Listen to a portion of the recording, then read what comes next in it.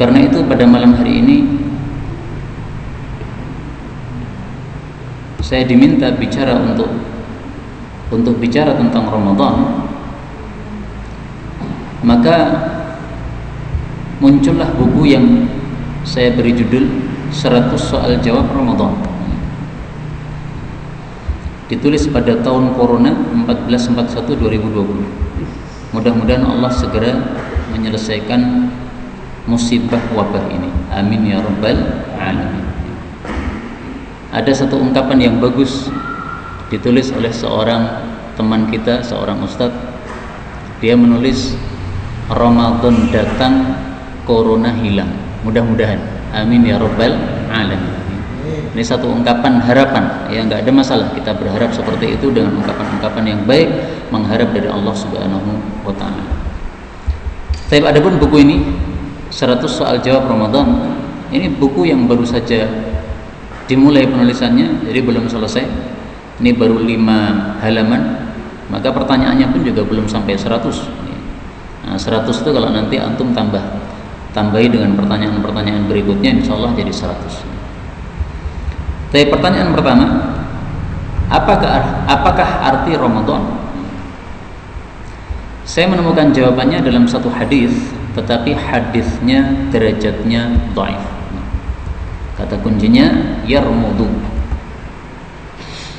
Innama, sesungguhnya tiada lain, summiya Ramadan, disebut Ramadan pembakar, li'annahu, karena bulan Ramadan itu yarmidu dzunub, dia itu membakar dosa-dosa. Ini hadis diriwayatkan oleh Imam Muhammad bin Mansur As-Sam'ani dalam kitab Amali, karya beliau, dari Anas bin Malik, tapi derajatnya adalah maudhu'. Hadisnya hadis palsu menurut Asy-Syaikh Al-Albani rahimahullah. Jadi tidak hanya dhaif. Kalau dalam kata Imam Suyuti dhaif, tapi kata Imam Al-Albani ini derajatnya adalah palsu. Maka Ramadan itu artinya adalah ini ya, yarmidudz dzunub, dia membakar dosa-dosa. Tapi jangan mengatakan ini hadis Nabi SAW, karena ini hadis palsu. Ramadan dari kata-kata Ramadan, Ramadan artinya membakar. Dan memang Ramadan itu membakar dosa-dosa kita. Karena dengan puasa Ramadan, dosa-dosa kita diampuni oleh Allah Subhanahu wa taala, dihancurkan, dibinasakan dengan sebab puasa dan amal ibadah kita. Adapun dari selain hadis, maka saya temukan jawabannya dalam kitab Tafsir Mawardi. Summiyat Ramadan. Oh, enggak ada. Atau Syahru Ramadan. Karena beliau membicarakan masalah ini pada ayat Syahru Ramadan alladzi unzila fihi al-Quran. Beliau mengatakan di sini, wa amma Ramadan, adapun istilah Ramadan, fa inna ba'd ahli lughah, maka sesungguhnya sebagian ahli bahasa yaz'umu, mengatakan annahu summiya bidzalik, bahwa Ramadan disebut Ramadan li syiddati, karena dahsyatnya maka yujadu fihi minal har, apa yang didapati padanya dari panas, musim panas, hatta tarmadha fihi al-fisal, sehingga menjadi kepanasan anak-anak unta yang ada di padang pasir.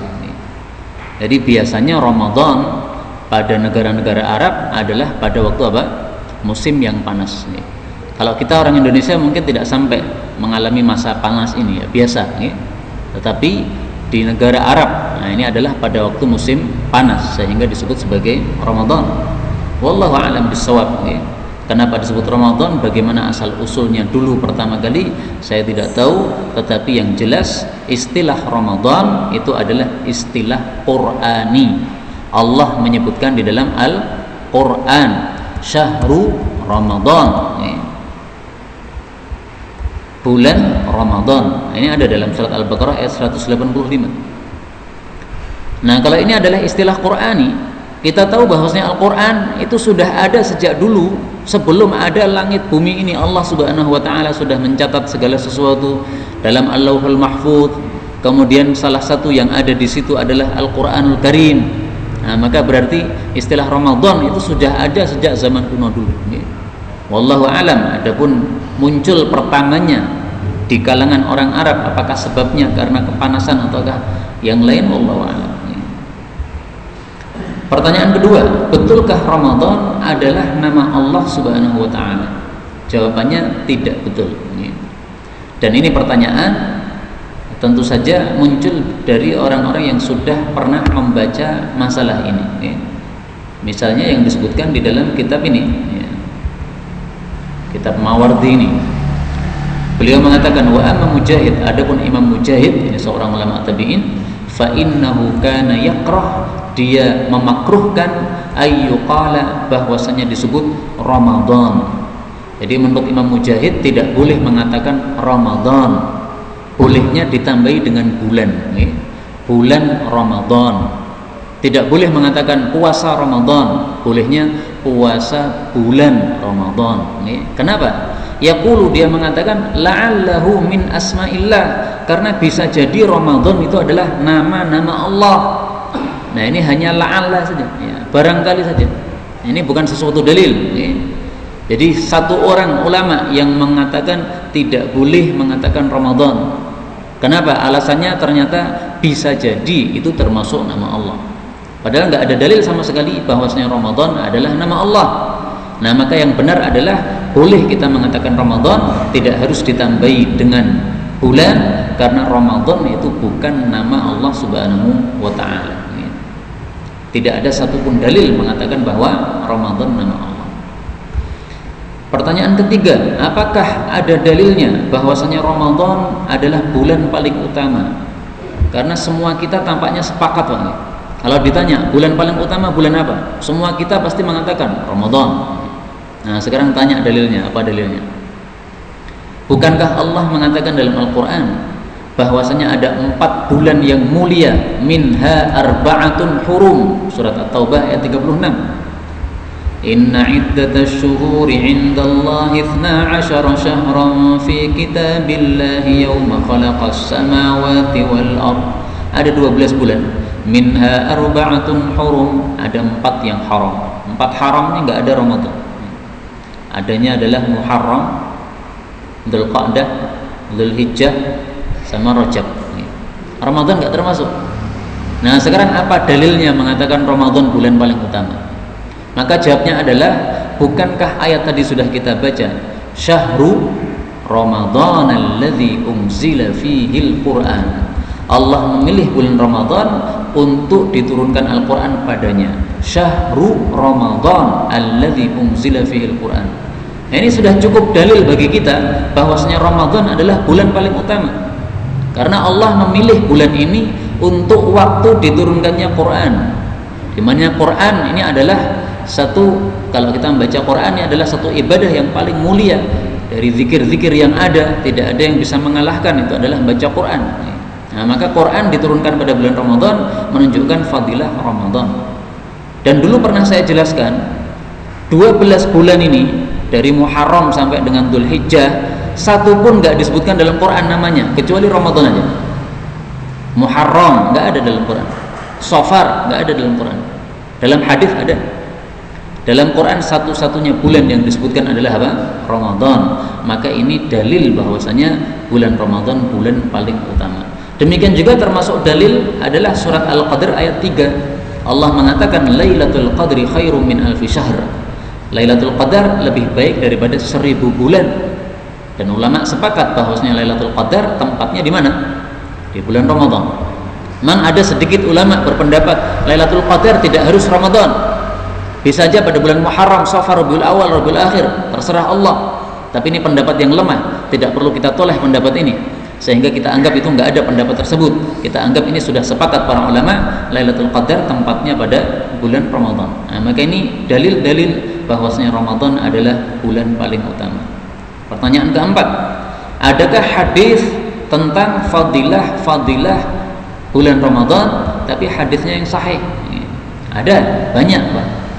Nah, saya pengen antum bisa pintar seperti saya, maksudnya dalam mencari hadis ya. Caranya begini, saya kasih tahu ya. Ini ada kitab Kamus Hadis Jami'us Shaghir. Diklik saja begini. Nah, kalau ingin mencari hadis fadilah Ramadan yang sahih, tulis di atas ini Ramadan, tulis bawahnya sahih. akan muncul hadis-hadis tentang Ramadan yang sahih. Contoh niki, Rasulullah sallallahu alaihi wasallam bersabda, "Idza jaa Ramadan, apabila telah datang bulan Ramadan, futihat, dibuka abwabul jannah, pintu-pintu jannah, wa ghulliqat, dan dikunci abwabun nar, pintu-pintu neraka, wa suffidat, dan dibelenggu asyayatin, para setan-setan." Hadis diriwayatkan Nasai, hadis ini derajatnya sahih. Nah, karena kita tadi kan nulisnya dua, di atas ini ditulis Ramadan, di bawah ditulis sahih, maka yang muncul hadis-hadis sahih. Di atas kita temukan kata-kata Ramadan, udah ada tanda merah. Di bawah kita temukan kata-kata sahih, sudah ada tanda merah. Nah, kalau antum pilih yang sahihnya muttafaqun alaih, bawahnya sini tambah lagi qaf. Karena qaf itu kode dari muttafaqun alaih, Bukhari Muslim. Nah, sekarang ini muncul hadis yang sahih qaf muttafaqun alaih. Hadisnya mirip dengan tadi. Idza dakhala, apabila sudah masuk syahrul Ramadan, bulan Ramadan, futihat abwabul jannah, dibuka pintu-pintu jannah, ghulliqat abwabu jahannam, dikunci pintu-pintu jahannam, sulsilatis syayatin, dibelenggu para setan. Tapi kalimatnya berbeda. Nah, ini saya pengen antum semuanya pintar, jadi tidak hanya yang bicara aja yang pintar, tapi semuanya pintar. Karena kalau yang bicara pintar, yang pintar hanya yang bicara saja, nanti mati nggak ada penggantinya lagi. Nah, saya senang kalau antum semuanya pintar, semuanya membaca kitab hadis, banyak membaca kitab hadis sehingga memahami hadis-hadis Nabi Shallallahu Alaihi Wasallam. Pertanyaan berikutnya, adakah hadis dhaif tentang fadilah Ramadan? Ada juga. Nah, ini perlu kita perhatikan seperti ini, Pak. Terutama yang nanti akan bicara pada bulan Ramadan, penceramah, tarwih. Nah, itu jangan sampai menyampaikan hadis tetapi tidak tahu derajat hadisnya apa. Bahaya itu. Karena seringkali orang itu mengandalkan pendengaran, dulu pernah mendengar begini, disampaikan, padahal belum tentu itu yang didengar itu benar. Nah, maka sebelum disampaikan dicek dulu apakah ini hadisnya sahih ataukah tidak.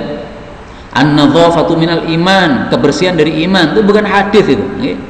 Kalau antum mau menyampaikan an-nadhafatu minal iman, silahkan, tapi jangan mengatakan Rasulullah bersabda, salah itu. As-shadaqah taruddul bala, sedekah menolak bala, nggak ada hadis Nabi bunyinya begitu, nggak ada.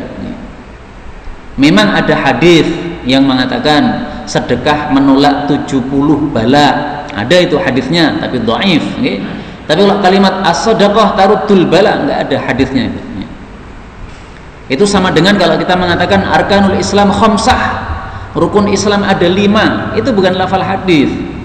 Memang ada hadis mengatakan bunyal Islamu ala khamsin, Islam dibangun di atas 5 pondasi. Kalimatnya begitu, bunyal Islam. Tapi kalau arkanul Islam khamsah, itu bukan hadis. Itu perkataan manusia, perkataan ulama yang mengambil kesimpulan dari hadis bunyal Islam, kemudian diambil kalimat yang lebih ringkas, arkanul Islam khamsah.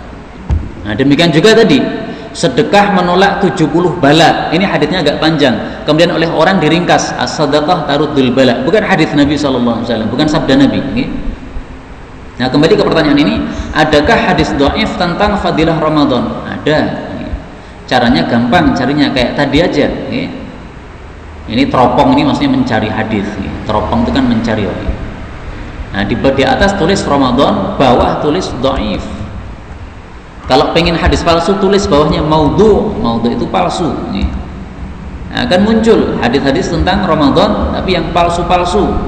Misalnya ini tadi, innama summiya Ramadan li'annahu yarmidud dzunub, disebut Ramadan karena membakar dosa-dosa. Itu hadis palsu itu. Demikian juga hadis yang lain, fadlul jum'ah, fadilah jum'atan fi Ramadan, di bulan Ramadan, kafadli Ramadan ala syuhur, seperti fadilah Ramadan di atas bulan-bulan yang lainnya. Ini hadis palsu. Sudah ada kata-kata maudhu di sini, artinya palsu. Nah, karena itu sebelum menyampaikan hadis perlu kita teliti terlebih dahulu derajatnya. Pertanyaan berikutnya, betulkah istilah bulan suci Ramadan? Nah, ternyata istilah bulan suci itu istilah yang dikritik oleh para ulama karena memang tidak ada hadis satupun yang mengatakan atau menyebut Ramadan sebagai bulan suci. Adanya adalah syahrun mubarak, bulan berkah. Jadi gini Pak, kalau ada istilah syar'i itu istilah yang dibuat oleh syariat, Quran atau hadis. Kemudian ada istilah yang bukan syar'i, nah itu hendaklah yang kita pakai yang didahulukan istilah syar'i. Saya tidak mengatakan istilah bulan suci itu bid'ah, haram, saya tidak mengatakan begitu, nggih. Tapi saya mengatakan istilah bulan suci itu tidak ada sumbernya yang syar'i, enggak ada. Karena itu hendaklah kita pakai istilah yang syar'i saja. Bulan berkah itu ada hadisnya. Rasulullah mengatakan, atakum syahrul Ramadan, telah datang kepada kalian bulan Ramadan, syahrun mubarak, bulan yang berkah. Nah, ini hadis sahih. Nah, karena itu kita sebut berkah aja. Apalagi berkah itu maknanya kan luas sekali. Berkah itu maknanya kathratul khair, banyaknya kebaikan, itu namanya berkah. Kalau kita menyebut Ramadan bulan suci, itu seolah-olah kita mengatakan bahwasanya bulan-bulan yang lain itu bulan yang nggak suci atau bulan yang kotor, kan nggak benar itu. Karena sebenarnya bulan itu terserah kita, tergantung kita. Kalau kita isi kebaikan-kebaikan ya jadi baik, jadi suci. Kalau kita isi kekotoran-kekotoran atau maksiat-maksiat ya jadi buruk, jadi kotor. Maka nggak ada bulan suci, bulan kotor, nggak ada. Terserah kita, tergantung kita. Mau Ramadan, mau bukan Ramadan, kalau itu kita isi kemaksiatan ya namanya kotor. Yang kotor bukan bulannya, kitanya yang kotor. Maka istilah bulan suci Ramadan ini perlu diperbaiki. Ganti aja bulan berkah, lebih afdal. Pertanyaan berikutnya, adakah tarhib Ramadan? Tarhib itu apa? Menyambut. Menyambut Ramadan, kalau itu maksudnya adalah sebelum masuk Ramadan, kemudian Pak Imam naik mimbar ceramah menyampaikan, bapak-bapak, ibu-ibu, besok sudah masuk Ramadan, karena itu tolong dipersiapkan semuanya, jangan sampai orang masuk Ramadan tidak tahu, sehingga yang lainnya sahur puasa, dia tidak puasa. Nah, kalau cuma tarhibnya seperti itu, menyampaikan ceramah, menyampaikan fadilah Ramadan, nggak ada masalah, karena Nabi juga melakukannya. Ini hadis yang saya bacakan tadi, atakum syahrul Ramadan, telah datang kepada kalian bulan Ramadan, syahrun mubarak, bulan yang berkah, faradallahu alaikum siyamahu, Allah telah mewajibkan kepada kalian puasa padanya, tuftahu fihi abwabul jannah, dibuka padanya pintu-pintu jannah, dan seterusnya. Ini hadis disampaikan Nabi juga pada akhir bulan Sya'ban. Nabi kan biasanya ngimami setiap hari, 5 salat yang ngimami Nabi. Nah, di akhir bulan Sya'ban, setelah salat mungkin, Nabi kemudian naik mimbar ceramah mengatakan, telah datang kepada kalian wahai umatku bulan Ramadan, bulan yang berkah. Nah, kalau menyambutnya seperti ini gak ada masalah. Karena itu takmir meminta saya untuk bicara masalah Ramadan pada pertemuan kali ini, gak ada masalah. Ini dalam bab tarhib, karena sudah menjelang akhir-akhir Sya'ban, tidak harus pas akhirnya betul-betul. Tetapi kalau sudah menjelang masuki Ramadan, bagus kalau kita kemudian bicara tentang Ramadan. Adapun tarhib dalam bentuk takbiran keliling, jadi keliling bersama laki-laki, perempuan bareng-bareng bawa obor, kemudian takbiran keliling. Apalagi sebagian ada yang pakai musik, pakai truk, kemudian membawa rebana, bawa seruling, bawa gitar, musik-musikan, disetel, maka ini adalah tarhib Ramadan yang tidak benar. Tidak ada satupun ulama yang menghasung kita untuk melakukan seperti itu. Takbiran keliling dengan musik nggak ada. Mana satu ulama? Tolong datangkan. Satu ulama yang mengatakan atau menghasung kita untuk menyambut Ramadan dengan takbiran keliling dengan musik-musik, mana? Saya meyakini satupun ulama nggak ada. Kalaupun ada yang mengatakan seperti itu, nanti pasti dia bukan ulama. Karena rata-rata ulama itu mengatakan bahwasanya musik hukumnya adalah haram, sehingga tidak boleh kita main musik. Nah, kalau tidak ada musiknya sama aja, meskipun tidak ada musiknya, tapi takbiran keliling seperti itu bukan satu amalan yang diajarkan oleh Nabi SAW. Itu hanya adat saja. Mungkin itu adanya di Indonesia saja. Di Di Arab saya nggak tahu apakah ada seperti itu ataukah tidak, tapi yang jelas itu bukan amalan syar'i, itu hanyalah adat saja. Sehingga paling bagusnya kita menyambut Ramadan sesuai dengan yang dilakukan oleh Nabi Muhammad Sallallahu Alaihi Wasallam. Bagaimana Nabi menyambut? Ya tadi dengan ceramah, itu sudah menyambut. Rasulullah mengatakan, wa inna afdalal huda, sebaik-baik petunjuk hadyu Muhammad adalah petunjuk Nabi Muhammad Sallallahu Alaihi Wasallam. Syarrul umur muhdatsatuha, perkara yang paling jelek adalah perkara baru.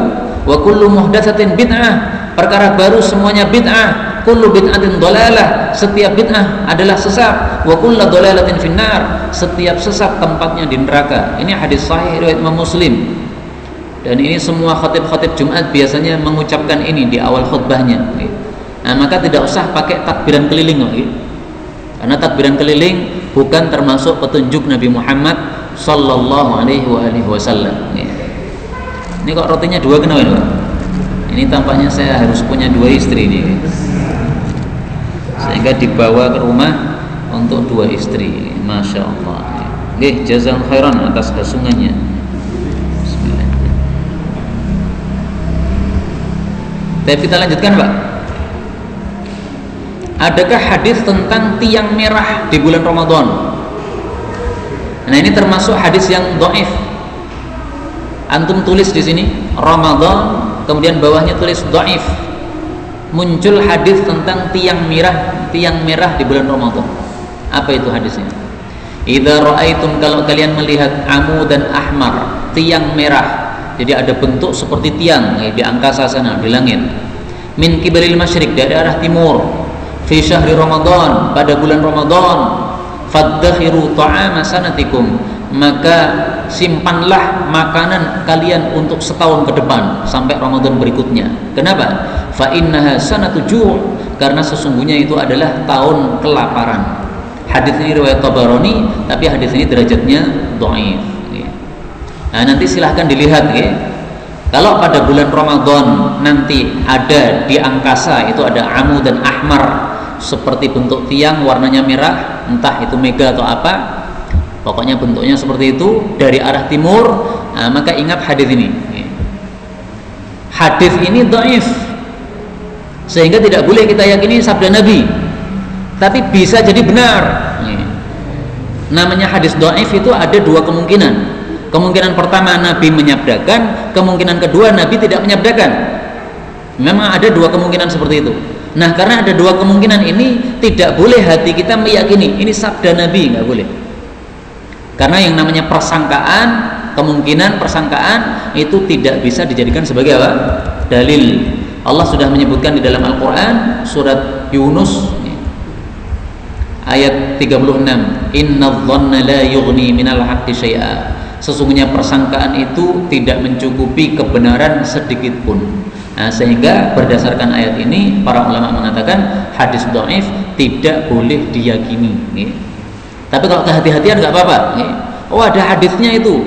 Kalau di timur ada tiang merah nanti adalah selama setahun ini kelaparan. Nah, boleh aja kita kemudian berhati-hati menyimpan beras untuk setahun. Tapi kalau ternyata tidak ada paceklik, ya berarti memang hadisnya ini tidak pernah disabdakan oleh Nabi Sallallahu Alaihi Wasallam. Tapi kalau benar-benar terjadi seperti itu, nah ini bisa jadi memang dulu Nabi pernah menyabdakan hadis ini. Karena hadis dhaif itu sebab dhaifnya gini Pak. Hadis itu kan disampaikan oleh para ulama kepada kita lewat jalur. Ada seseorang mendengar hadis dari gurunya, gurunya mendengar dari gurunya, terus sampai kepada Nabi Sallallahu Alaihi Wasallam. Nah, dari rentetan jalur ini ada orang yang bermasalah misalnya karena hafalannya tidak kuat. Nah, karena bermasalah maka hadisnya tidak diterima oleh para ulama. Karena kalau hafalannya tidak kuat, dia kadang-kadang menyampaikan sesuatu yang dianggap hadis padahal ternyata bukan hadis. Contoh tadi, ada orang mengatakan an-nadhafatu minal iman, katanya hadis, padahal ternyata bukan hadis. As-shadaqah taruddul bala, katanya hadis, padahal bukan lafal hadis. Memang maknanya benar, sedekah menolak bala, betul, tapi itu bukan lafal hadis Nabi Shallallahu Alaihi Wasallam. Nah, itu sebabnya para ulama kemudian apa? Mengingkari atau tidak menerima hadisnya orang-orang yang bermasalah dalam periwayatan hadis karena hafalannya rancu dan sebagainya. Pertanyaan berikutnya, adakah hadis tentang dentuman tengah Ramadan? Nah, ini hadis yang lagi viral nih, karena berkali-kali saya ditanya tentang masalah ini. Jawabnya adalah hadis itu saya temukan di dalam kitab karyanya Al-Imam Nu'aim bin Hammad, Al-Fitan li Nu'aim bin Hammad.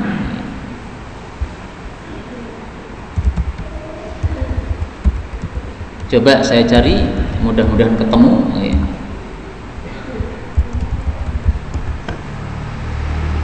Nah ini,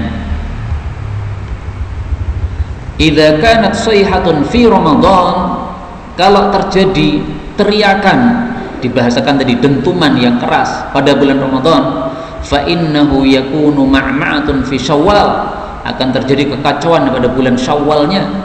Nah ini hadisnya diriwayatkan oleh Abu Nu'aim bin Hammad, dalam sanadnya ada rawi bernama Ibnu Lahiyah.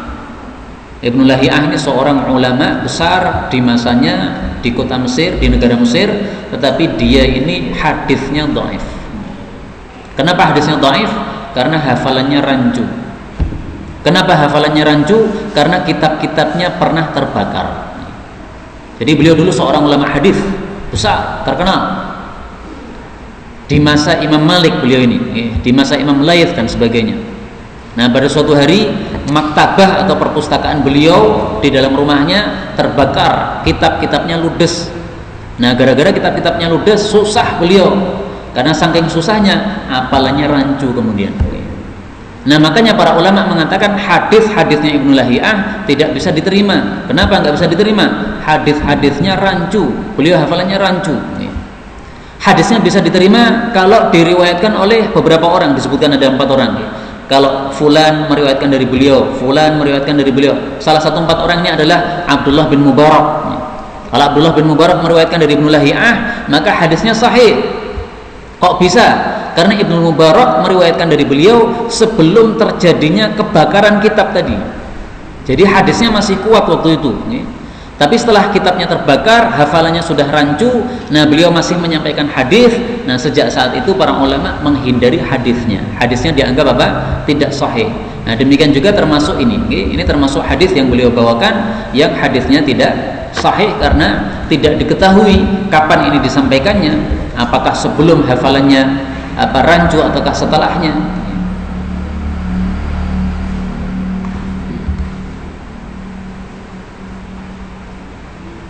Takunu ayatun fi syahri Ramadan, akan muncul satu tanda besar di bulan Ramadan. Thumma tadharu isabatun fi Syawal, lalu akan muncul satu kelompok besar pada bulan Syawal. Thumma takunu ma'ma'atun fi Dzulqa'dah, dan seterusnya. Ini sama, derajat hadisnya adalah dhaif, karena itu tidak bisa dijadikan sebagai hujjah. Nah, sehingga kesimpulannya hadis tentang dentuman tengah Ramadan yang menyebutkan bahwasanya itu nanti akan menyebabkan kekacauan pada bulan Syawalnya atau tanda-tanda kiamat besar. Nah, ini adalah saya belum temukan hadis yang sahih. Ini contoh beberapa pertanyaan seputar Ramadan. Berikutnya adalah beberapa pertanyaan seputar siam. Apa dalil kewajiban siam Ramadan? Dalilnya dalam Quran.